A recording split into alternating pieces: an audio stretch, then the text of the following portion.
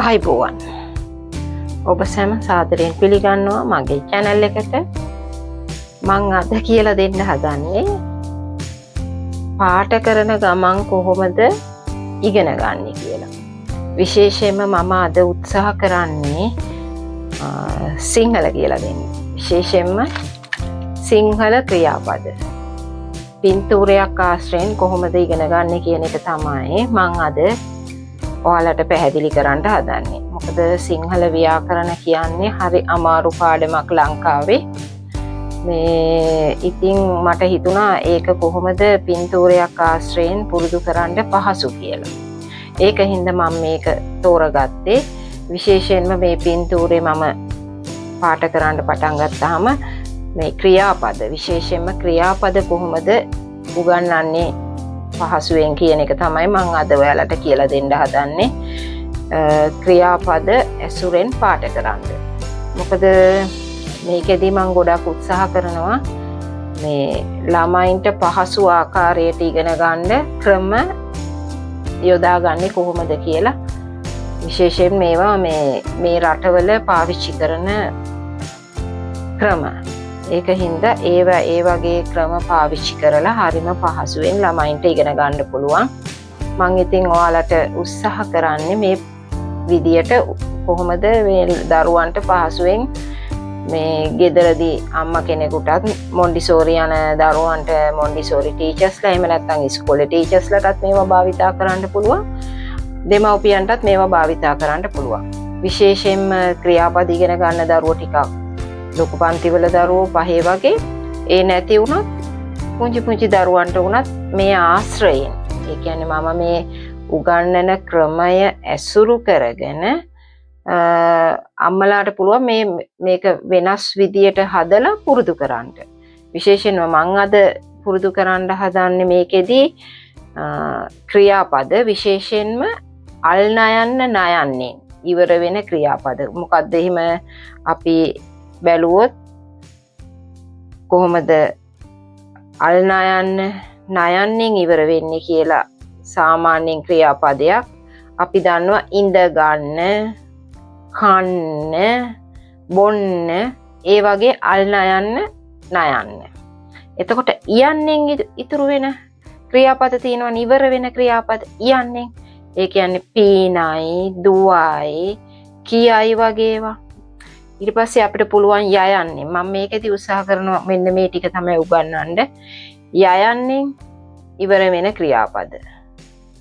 එතකොට යයන්නේ මොන වගේ ක්‍රියාපද ඉවර කරන්නේ අපි කෑවාය, කිව්වාය, ලිව්වාය, බිව්වාය ඒ වගේ ඒවානේ.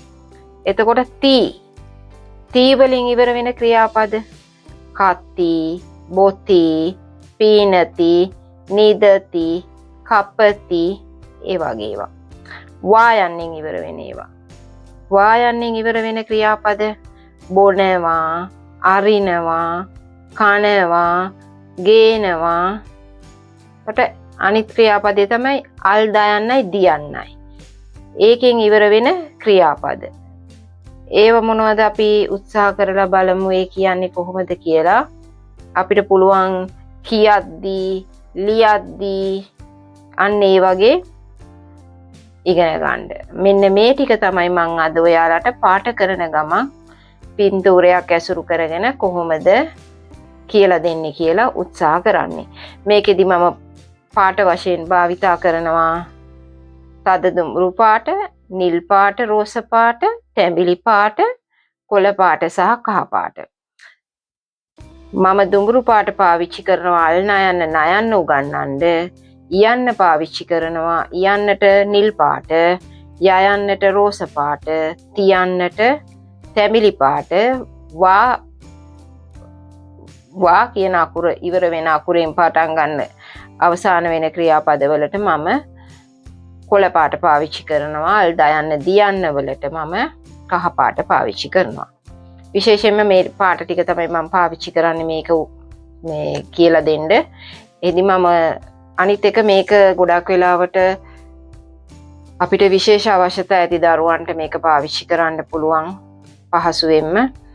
මොකද ඒ දරුවෝ සමහර අය කතා කරන්නේ සමහර අය ටිකක් කතා කරනවා සමහර අය කතා කරන්න උත්සාහ කරමින් ඉන්නවා. ඉතින් ඒ අයට අපිට පුළුවන් එක එක වචන මේ පින්තූරයක් ඇතුළට ලියලා ඒ වචන කියන ගමන් පාට කරන්න උගන්වන්න.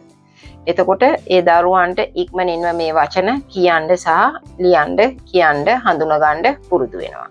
ඒකට තමයි මම අද මේ පාඩම ගොඩක් වෙලාවට භාවිතා කරන්නේ. අපි බලමු මේක කොහොමද කරන්නේ කියලා. මේ තියෙන්නේ ඔයාලට මම අද කරන්න හදන්නේ අල් නයන්න නයන්නෙන් මොන වගේ වචනද, යන්නෙන් ඉවර වෙන්නේ මොන ක්‍රියාපදද, යයන්නෙන් ඉවර වෙන්නේ මොන ක්‍රියාපදද, තියන්නෙන් ඉවර වෙන්නේ මොන ක්‍රියාපදද, වායන්නෙන් ඉවර වෙන්නේ මොන ක්‍රියාපදද, අල් දයන්න දියන්නෙන් ඉවර වෙන්නේ මොන ක්‍රියාපදද කියලා පුරුදු කරන්න. මේ තියෙන්නේ මගේ පින්තූරේ වාට බලන්න පුළුවන්. අපි දැන් පාට කරන්න බලමු.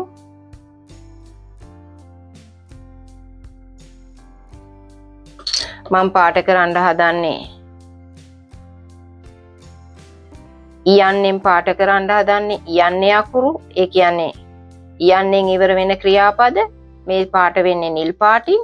මම මේක පාට කරනවා නිල් පාටින්. කියලා දෙන්න හදන්නේ යන්නේ කොහොමද පාට කරන්නේ කියලා.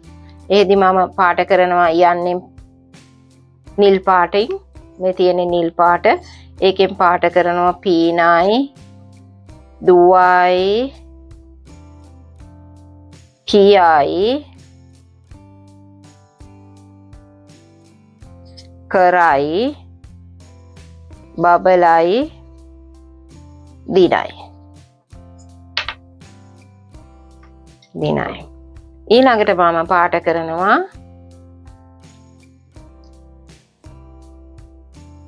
අල් නයන්න නයන්න. ඒක මම දුඹුරු පාටින් පාට කරනවා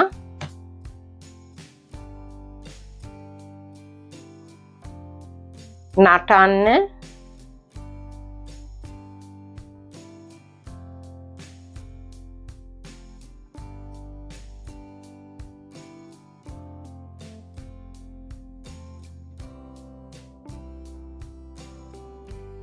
පීනන්න,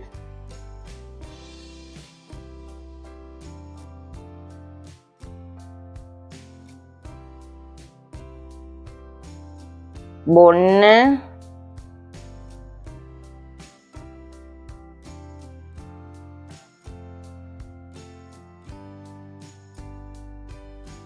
කන්න,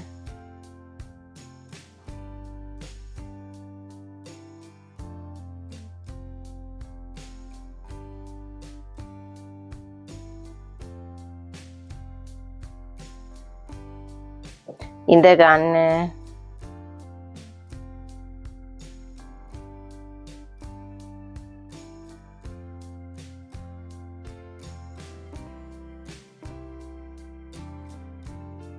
කියන්න, දෙන්න,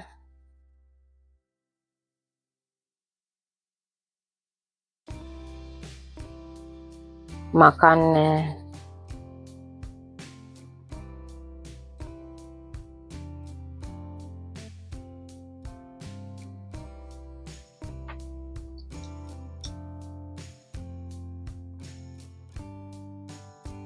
එතකොට ඒ තමයි යන්නේ අල් නයන්න නයන්න. ඒකෙදි අපි පාට කරේ. අපි පාට කරමු යයන්නෙන්. රෝස පාටින් පාට කරන්නේ යයන්න. අපි ඒකෙදි දින්නාය,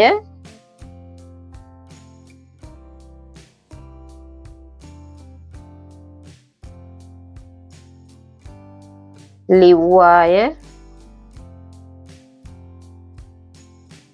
මේවා ගොඩක් වෙලාවට අපිට මේ පාට කරන ගමන් උගන්වන්න පුළුවන්. සමහර අයට හිතේ මේවා මොනවද මේ හරි ලේසිනේ එහෙම කියලා. ඒ වුණාට දරුවන්ට විනෝදයෙන් පාට කරන ගමන් ඉගෙන ගන්න එක මේ සිනාසුනාය මම පාට කරන්නේ. මේ ඉගෙන ගන්න ගමන් පාට කරන එක හුඟක් හොඳයි. මොකද දරුවන්ට හරිම මේ සංසුම් මනසක් තියා ඇති කරගන්න මේ ගොඩක් වෙලාවට මේ පාටවලට පුළුවන්. ඊට පස්සේ කෑවාය,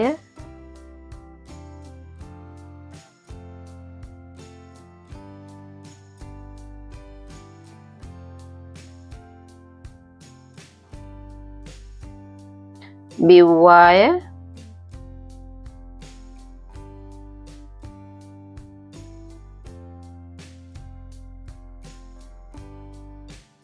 කිව්වාය,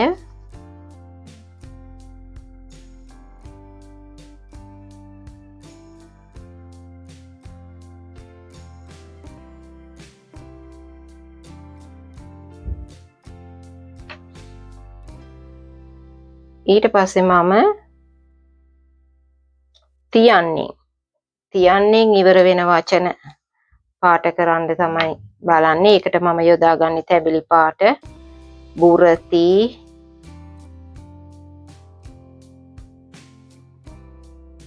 මොකද මේකෙදි මම හැම වෙලේම උත්සාහ කරනවා මේ ලියති මේ ක්‍රියාපද කොහොමද දරුවෝ ඉක්මනින්ම මතක තියාගන්නේ කියන එක පුරුදු කරන්න. විශේෂයෙන්ම මේක විශේෂ අවශ්‍යතා ඇති දරුවන්ට ඉතාම ප්‍රයෝජනවත්. පීනති,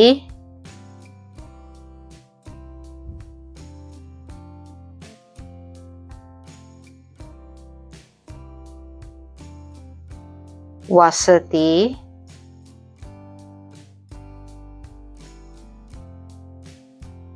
බොති,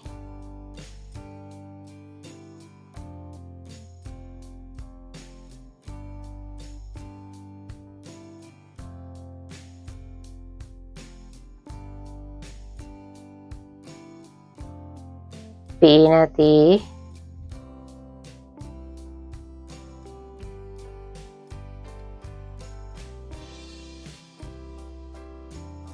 කපති,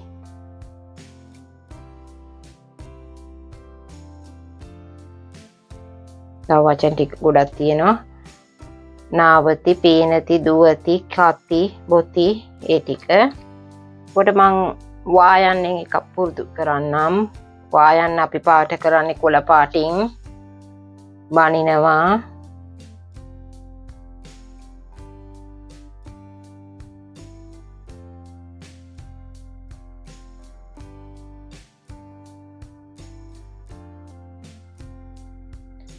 විකුණනවා, බොනවා, අරිනවා, කරනවා, යනවා, එනවා, වහනවා, කනවා, නටනවා. අපි ඒවා කොළ පාටි. අපි කහ පාටින් පාට කරනවා. අල්දා යන දියන්නෙන් ඉවර වෙන ක්‍රියාපද නාද්දී, පීනද්දී, කද්දී, ඒ වගේ මේ සම්පූර්ණයෙන්ම මේක මේ ලස්සනට ඒ විදිහට පාට කරන්න පුළුවන්.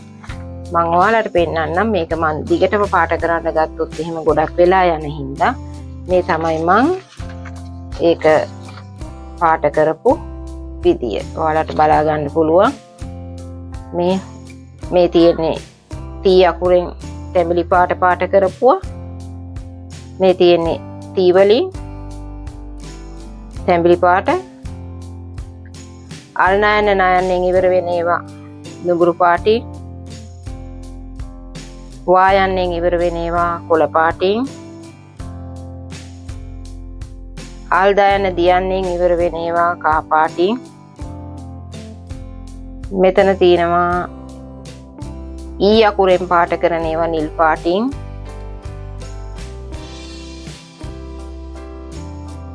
ය අකුරෙන් ඉවර වෙන ඒවා රෝස පාටින්. මේ විදිහට තමයි පාට කරලා තියෙන්නේ. එහෙම පින්තූරේ පාට කරාම එන්නේ මේ විදිහට. හරිම ලස්සනයි මේ පින්තූරේ දැක්කහම. ඉතින් හරිම පහසුයි ඒ වචන ඉගෙන ගන්න. මම හිතනවා ඔයාලා යමක් මේකෙන් ඉගෙන ගන්න ඇති කියලා. එහෙමනම් සියලු දෙනාටම ස්තුතියි මේක අත්හදා බලන්න.